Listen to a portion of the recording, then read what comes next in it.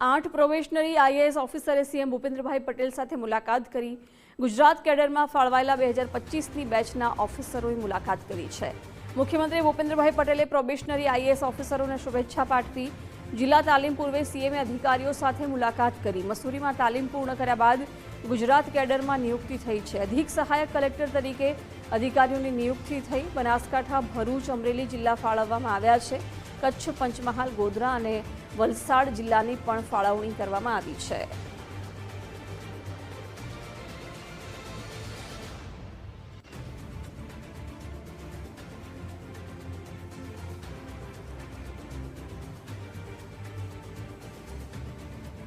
વિગતો સાથે સંવાદદાતા નિકુંજ જોડાઈ ગયા છે. નિકુંજ, ગુજરાત કેડરમાં ફાળવાયેલા 2025ની બેચના ઓફિસરોએ મુખ્યમંત્રી સાથે મુલાકાત કરી. શું વિગતો?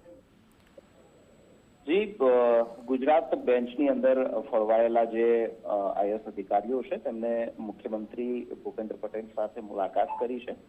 2025 કેડરના 8 જેટલા પ્રોફેશનલી આઈએએસ ઓફિસર છે જેમને મુખ્યમંત્રી સાથે મુલાકાત કરી છે.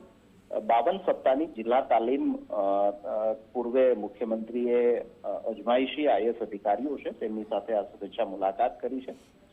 મહત્વનું છે કે લાલ બહાદુર શાસ્ત્રી વહીવટી એકેડમી ફાઉન્ડેશન કોર્સ સફળતાપૂર્વક પૂર્ણ કરીને તેઓ ગુજરાત કેડરની અંદર અધિક સહાયક કલેક્ટર તરીકે નિયુક્ત થયા છે અને બનાસકાંઠા, ભરૂચ, અમરેલી, કચ્છ, બનાસકાંઠા સહિતના જિલ્લાઓ તેમને ફાળવવામાં આવ્યા છે.